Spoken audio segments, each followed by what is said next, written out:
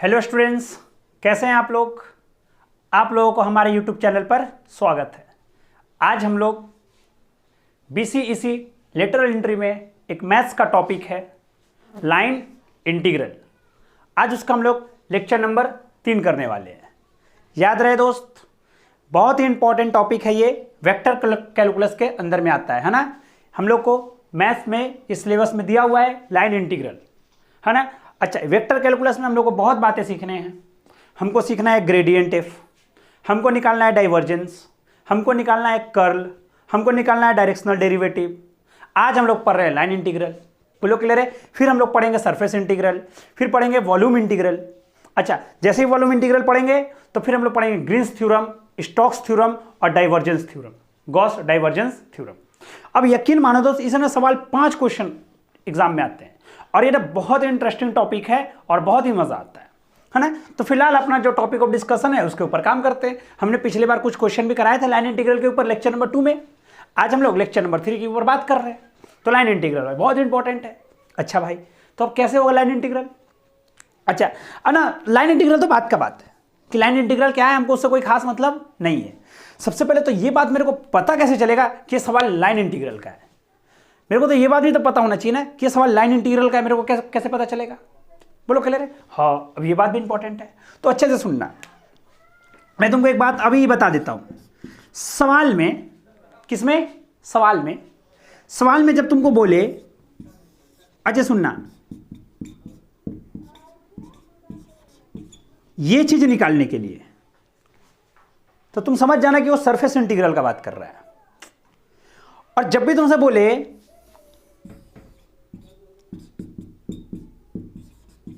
इस टाइप से कुछ, या एफ डॉट डी आर दे दे, कुछ भी दे दे, बोलो क्लियर है। ऐसा भी दे सकता है, ऐसा भी दे सकता है, बोलो क्लियर है। चलो ऐसा ही लिख लो, तब तुम समझ जाना ना कि लाइन इंटीग्रल है। बोलिए क्या बात हुआ। तो लॉजिक क्या है सो समझ। लॉजिक यही है ना। अच्छे सब कुछ समझा दिए, लेकिन फिर भी एक बार बता दे रहे रिवाइज कराने के लिए कि जब डबल इंटीग्रेशन होता है ना, जब डबल इंटीग्रेशन होता है ना, तो हम लोग सरफेस की बात करते हैं। और लाइन इंटीग्रल का मतलब ये लाइन। और जब लाइन इंटीग्रल की बात होती है ना, तो हम लोग बात करते हैं सिंगल इंटीग्रेशन की। जब सरफेस की बात होगी तो हम लोग डबल इंटीग्रेशन की बात करेंगे। और डबल इंटीग्रेशन तो हम बहुत अच्छे से समझाएं तुम लोगों को, बोलो क्लियर है। अच्छा, और जब बात करेंगे हम लोग सिंगल इंटीग्रेशन की, तो हम लोग बात करेंगे लाइन इंटीग्रल की। जब इंटीग्रेशन ट्रिपल हो जाएगा तो हम लोग बोलते हैं वॉल्यूम इंटीग्रल, बोलो क्लियर है।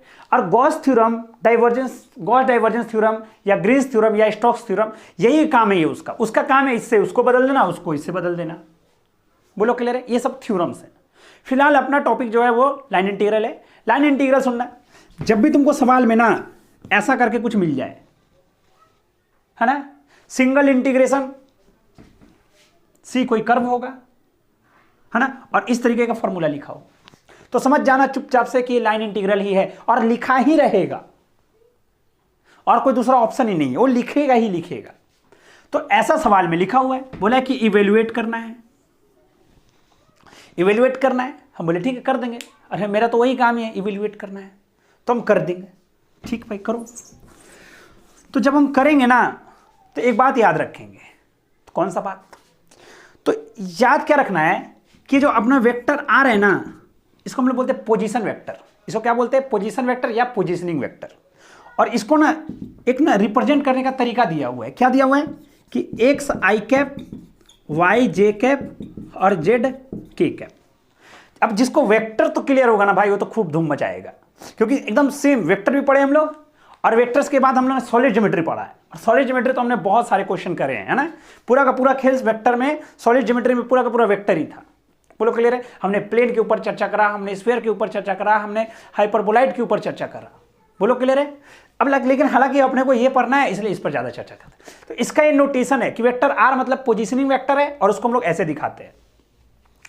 तो इसका मतलब भाई डी आर वेक्टर को हम लोग ऐसे लिखा सकते हैं, डी एक्स आई कैप, डी वाई जे कैप, डी जेड के कैप, बोलो क्लियर है। हमने दिखाया। तो एक बात ये भी समझ में आ गया कि क्वेश्चन में तो एफ डॉट डी आर है, और कोई कर्व होगा सी। हम बोले बिल्कुल सही बात। अच्छा, तो वेक्टर में दिया हुआ भी एफ, देख कुछ खास कुछ भी नहीं कर रहे हम, तुम खुद देखना। बोले अरे सर ये है सी। अच्छा एफ क्या है देखो, 5xy minus 6x square i cap, 2y minus 4x J cap. इसको ना इस वाले ब्रैकेट में लिख देते हैं डॉट, इस वाले ब्रैकेट में क्या है डॉट डी आर, और डी आर वेक्टर ऐसा है तो इसको क्या लिखेंगे डी एक्स आई कैप, डी वाई जे कैप, डी जेड के कैप। बोलो क्लियर है। अच्छा यहां तक कोई दिक्कत। अच्छा यहां पर हम लिख रहे हैं ना, अब देख तो एफ डॉट डी आर कितना आया, तो सुनना आई का डॉट आई के साथ होता है, आई का डॉट आई के साथ होता है। बोले बिल्कुल होता है, लेकिन एक ना एक सवाल में एक ना कहानी में ना अंदर अंदर कुछ नया कहानी कहा जा रहा था। क्या कहानी कह रहा था, अभी तक हम सवाल में नहीं गए हैं, अभी तक जो लिखा हुआ ना उसी को लिख रहे बस। लेकिन कुछ कहानी में ना सवाल में ना कुछ अलग तरीके की बात कर रहा था। हम बोले क्या वो बात कर रहा था कहानी में, तो वो ना एक सवाल बोला कि भाई जो कर्व है वो एक्स वाई प्लेन पर है। कर्व किस पर है, एक्स वाई प्लेन पर है, इसका मतलब जेड जीरो है। अरे जब प्लेन एक्स वाई है, अब प्लेन के बारे में तो मत ही बोलना तुम लोग, क्योंकि प्लेन तो हम लोग इतना अच्छा से पढ़े हैं सॉलिड ज्योमेट्री में, इसका कोई जवाब ही नहीं है ना। तो प्लेन क्या है, तो भाई प्लेन एक्स वाई प्लेन है। तो जब प्लेन एक्स वाई होता है, जब प्लेन एक्स वाई होता है उस समय जेड जीरो होता है। अरे भाई एक्स वाई प्लेन पर जेड जीरो, तो जब प्लेन एक्स वाई तो जेड जीरो, तो डी जेड कितना जीरो। तो क्वेश्चन के अनुसार से देखो डी आर होता ये है, ये कंफर्म है, लेकिन क्वेश्चन के हिसाब से मेरे दोस्त थोड़ा सा देखना, थोड़ा सा क्वेश्चन के अनुसार से प्लेन कौन सा है, एक्स वाई प्लेन है। तो भाई हम क्यों टाइम वेस्ट करें डीजेड लिख के, क्योंकि डीजेड का वैल्यू तो जीरो होगा। नहीं आया समझ, अरे आया, क्लियर हुआ तो लिख दिया। अच्छा अब देखना, अच्छे से देखना आप। अब मेरे को यह बात पता है कि आई का डॉट आई के साथ, आई का डॉट आई के साथ 1 होता है, तो F C 5xy minus 6x square i cap नहीं होगा, यहां पर क्या हो जाएगा dx हो जाएगा। बोलो क्लियर है। Plus plus 2y minus 4x और dy होगा। ये डॉट प्रोडक्ट कर दिए, ठीक है। यहां तक का काम मेरा हो गया। अब हम इसको रफ कर दे रहे, तुम लोग इसको नोट डाउन कर लो, है ना, अच्छे से नोट डाउन कर लो,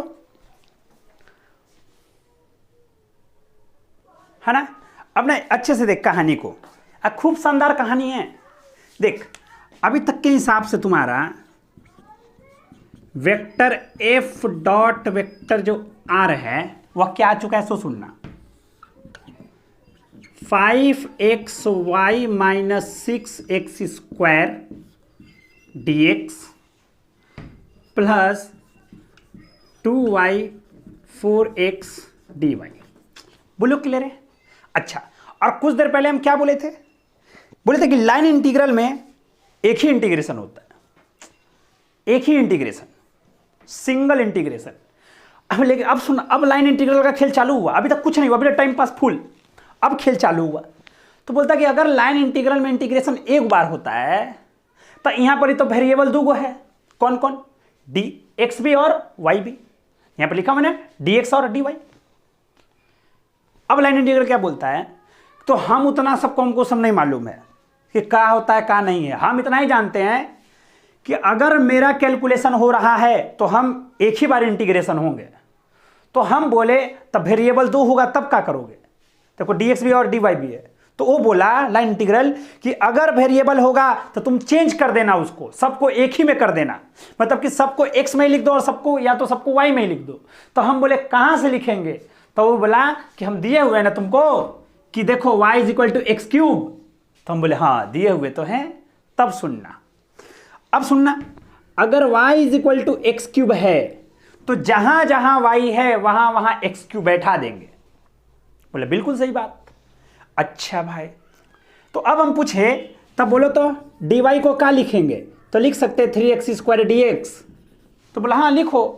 हम वही तो चाह ही रहे कि जब तुम y के जगह पे एक्स क्यूब बैठा दोगे तो तुम dy के जगह पे इतना बैठा देना। हम बोले बिल्कुल सही बात।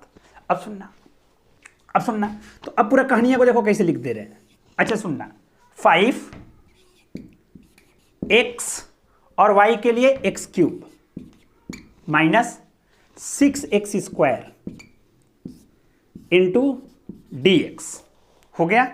देखो प्लस 2x क्यूब क्योंकि y is equal to x cube minus 4x into dy मतलब 3x स्क्वायर इंटू dx। अच्छा अब सब किसके फॉर्म में हो गया? सब किसके फॉर्म में हो गया? तो x के फॉर्म में हो गया। तो x का लिमिट देखो, अरे याद है ना ये x, y लिखा जाता है कोई भी पॉइंट को, तो x का वैल्यू कहां से कहां तक जा रहा है? तो 1 से 2 तक, तो 1 से 2 तक कर दो इंटीग्रेशन। इतना तो कोई भी कर देगा। देखो 1 से लेकर 2 तक एक साथ लिख दे सबको, देखना तो लिख सकते हैं 5x to the power 4 minus 6x square plus 2x cube. अच्छा देखो तो अच्छे से, एक बार और अच्छे से, 2x क्यूब और 3x स्क्वायर कितना लिखेंगे? 6x to the power 5। अच्छा minus 12x to the power 3 और इंटू में dx। बोलो क्लियर बात है? चलो अब इसका इंटीग्रेशन कर दें, करें? चलो आ जाओ, होशियार हो, होशियार की तरह इंटीग्रेशन करते, क्योंकि हम लोग कॉम्पिटिटिव एग्जाम का तैयारी कर रहे हैं, तो हम लोग ऐसा टाइम पास करने वाले नहीं आए यहाँ पर। तो अब मैं ये थोड़ी लिखाऊंगा कि let v with the velocity, क्या है सब लिखवाऊं इसमें? बोलो क्लियर है? सिर्फ ना कॉम्पिटिटिव व्यू से पढ़ रहे एकदम, है ना, ताकि एकदम मस्त तरीके से हमको सवाल बनना चाहिए। चलो सुनना, इसका इंटीग्रेशन x का पावर 5/5, 5 कैंसिल। अच्छा इसका इंटीग्रेशन 6x क्यूब बाई 3 से 6 कैंसिल, सॉरी हाँ 3 से 6 कैंसिल और कितना हो गया? 2x cube. बोलो क्लियर है? अच्छा अगला वाला देखना, अगला वाला है 6x टू द पावर 5, इसका integration 6 into x to the power 6/6, 6 cancel, x to the power 6। बोलो क्लियर है? अच्छा ये सुनना, 12x क्यूब, इसका इंटीग्रेशन 12x का पावर 4/4, 4 से 12 cancel, minus 3x whole to the power 4 और लिमिट है 1 से लेकर 2 तक। चलो अब बैठा देते हैं ना, आंसर लिखते हैं। पहले अपर लिमिट, बोले सुनना, अपर लिमिट 2, 4, 8, 16, 32, इसके लिए 2, 4, 8 और 2, 16 अपर लिमिट है ना। सुनना 2, 4, 8, 16, 32,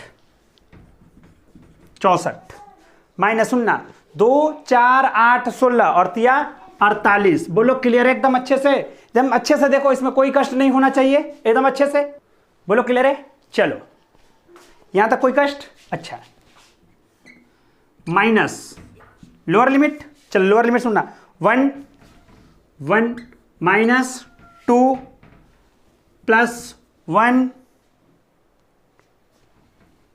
माइनस 3। ऊपर वाला देखना, ऊपर वाला देखना अच्छे से, 16, 32 और माइनस 16, 16 प्लस 64, 16 प्लस 64 80। 80 में से 48 घटाना है, तो 80 में से पहले 40 घट गया तो 40 और फिर 8 घट गया तो 32। बोलो क्लियर है? तो ऊपर हो गया 32 माइनस सुनना 2 और 1 2 कैंसल कट गया और माइनस माइनस प्लस 3 मतलब टोटल आंसर 35। बोलो क्लियर है? यही है तुम्हारा लाइन इंटीग्रल। अब तुम खुद बोल इसमें क्या खास बात है? बोलो क्लियर एकदम? पूरे कहानी में क्या समझे? पूरे लाइन इंटीग्रल में क्या है ना, क्या होगा कहानी में? सो सुनना कि ये एफ वेक्टर दिया रहेगा और डी आर वेक्टर तुमको पता रहेगा, क्योंकि डी आर तो कुछ देर पहले लिखे थे तुम लोग, d x i d y j d z के। अच्छा अब क्या करना होगा? तो अब करना कुछ नहीं होगा, इन दोनों को डॉट प्रोडक्ट कर दो, बहुत बढ़िया बात। अच्छा अब क्या होगा ना कि वेरिएबल के फॉर्म में 3 वेरिएबल आ सकता है या 2 वेरिएबल आ सकता है। अगर एक्स वाई प्लेन है तो 2 वेरिएबल आएगा, अगर एक्स वाई जेड अगर मान लेते हैं कि 3D की बात होगी तो तीनों अगर आ जाएगा तो एक्स वाई जेड तीनों हो जाएगा। तो जब तीनों हो जाएगा या चार हो जाए, चार तो होगा ही नहीं सबसे पहली बात, या तो 2 हो जाएगा या तो 3 हो जाएगा। तो 2 हो जाए या 3 हो जाए मेरे को कोई खास फर्क, मेरे को फर्क इस बात से पड़ता है कि लाइन इंटीग्रल में इंटीग्रेशन एक ही चीज का होता है, या तो एक्स का होगा या तो वाई के रिस्पेक्ट में होगा, या तो एक्स के रिस्पेक्ट में होगा या फिर वाई के रिस्पेक्ट में होगा। अरे रिस्पेक्ट में किसी का भी हो उससे मेरे को कोई खास फर्क, मेरे को बस ये बात आना चाहिए कि कर्व क्या दिया हुआ है। अगर कर्व भी दिया हुआ है जैसे यहां पर दिया हुआ था तो हम क्या किए कि x को ना y की जगह पे x क्यों बैठा दिए। हम चाहते, अगर हम चाहते तो x की जगह पे y भी बैठा सकते थे, लेकिन हम नहीं चाहे। क्यों नहीं चाहे? क्योंकि जिस दिन हम इससे पंगा लेते तो ये ना उटपटांग √3 आता है, 1/√3 क्या क्या लंदफंद कुछ भी आ जाता। ठीक, मेरा काम है तुमको कॉन्सेप्ट समझाना। बोलो क्लियर है? और हम कॉन्सेप्ट कैसे भी तुमको समझा सकते हैं, इसमें कोई भी कष्ट नहीं होना चाहिए, सिर्फ तुमको लॉजिक बात समझ में आना चाहिए। बोलो क्लियर है कहानी एकदम अच्छे से, है ना? तो तुम किसी भी सवाल को उठा के कर सकते हो, किसी के भी सवाल को उठा के कर सकते हो। बोलो क्लियर है? चलो फिर मिलते हैं अब हम लोग नेक्स्ट क्लास में, और नेक्स्ट क्लास में हम लोग स्टार्ट करेंगे सरफेस इंटीग्रल। बोलो क्लियर है एकदम अच्छे से? चलो फिर नेक्स्ट क्लास में मिलते हैं, ठीक है? Thank you very much.